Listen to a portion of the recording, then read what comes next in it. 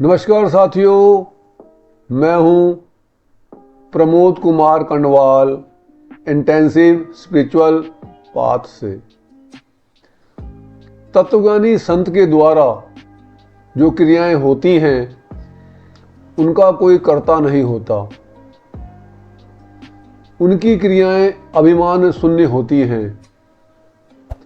जब तक प्रारब्ध का जोर रहता है तब तक तत्वज्ञानी के द्वारा अपने तथा दूसरे के प्रारब्ध के अनुसार क्रिया होती है, परंतु वह क्रिया बिना कर्ता भाव के होती है।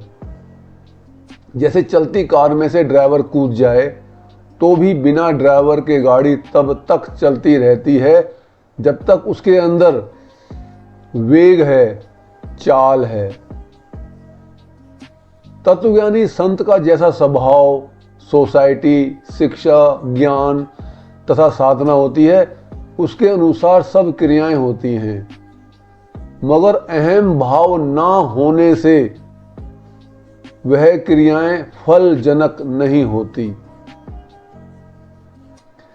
दूसरे व्यक्ति के सद्भाव तथा शिष्टाचार से प्रभावित होकर तत्वज्ञानी संत के द्वारा विशेष क्रिया हो सकती है, उसके उद्धार का भाव पैदा हो सकता है।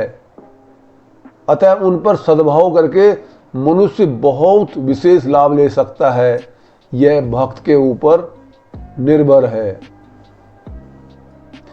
तत्वज्ञानी संत अपने मत के पक्ष में तथा कभी कभी दूसरे मत के विपक्ष में भी बोलते हैं, परंतु इनकी नीयत हमेशा शुद्ध रहती है। लोग कुमार्गी ना हो जाएं, उनका समय नष्ट ना हो जाए, उनका हेरा जन्म खराब ना हो जाए, उनका इसी जन्म में उद्धार हो जाए, इस पर संत महात्मा की दृष्टि रहती है। यदि साधक दुविधा में रहेंगे तो वह साधन में सफलता प्राप्त नहीं कर सकते। जंगल में रहने वाले डाकू इतने नुकसानदायक तथा खतरनाक नहीं हैं जितनी हमारे भीतर बैठी हुई वासनाएं हमें नुकसान पहुंचाती हैं। हमें अपने भीतर बैठे हुए इन डाकुओं से सावधान रहना चाहिए। जितना चिंतन और मनन हम संसार का करते हैं, यदि उसका 1% भी चिंतन और मनन हमने परम पिता परमात्मा का कर लिया तो हमारा कल्याण होना तय है। ये संसार झूठा है, किसी के काम का नहीं है। परमात्मा सच्चे हैं और हमारे काम के हैं। यह चिंतन हमारे अंदर विशेष परिवर्तन पैदा करके सच्ची भक्ति उत्पन्न करता है। कुछ लोग कहते हैं कि हमें संसार अच्छा नहीं लगता, फिर भी हम भोगों में फंस जाते हैं। सही मायने में संसार ही अच्छा लगता है।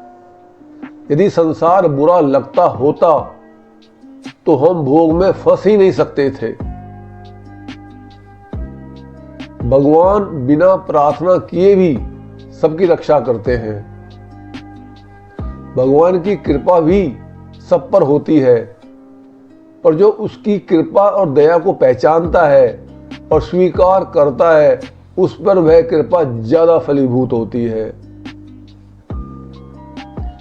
अपनी वस्तु वह है जो हमसे कभी बिछुड़े नहीं। जो वस्तु मिली है वो सही मायने में बिछड़ने वाली है। वह कभी अपनी तथा अपने लिए नहीं हो सकती। शरीर, वस्तु, योग्यता और सामर्थ्य जो हमें मिले हैं, ये सब बिछुड़ने वाले हैं। इसलिए यह अपने लिए नहीं है। भगवान सदा साथ रहते हैं, वो कभी बिछोड़ते नहीं, इसलिए वे अपने हैं तथा अपने लिए हैं। सीखा हुआ बुद्धि का विषय होता है और जाना हुआ बुद्धि का प्रकाश होता है। बुद्धि के अंतर्गत सीखा हुआ है और जाने हुए के अंतर्गत बुद्धि है। ये बहुत बड़ा फर्क है। यदि कोई तत्वज्ञानी संत या तत्वनिष्ठ संत की संगत करना चाहता है तो उसे उसके साथ अभिन्न होना होगा। अभिन्न होने का मतलब है कि उसकी बात को तत्परता से सुनकर उसी क्षण उसमें स्थिर हो जाए। उनके द्वारा बताए गए अभ्यास को नियमित रूप से करें।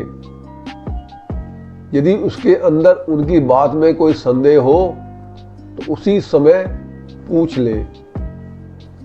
संसार के प्रभाव से करना है मोह भंग, साथ रहिए 24 घंटे तत्वज्ञानी के संग। यदि आपको ये संदेश ज्ञानवर्धक तथा उपयोगी लगता है तो आप चैनल को सब्सक्राइब तथा वीडियो को लाइक, कमेंट और शेयर भी कर सकते हैं, ताकि रिलीज होने वाली सभी वीडियो का नोटिफिकेशन आपको मिलता रहे। गुरु भगवान सबका कल्याण करें।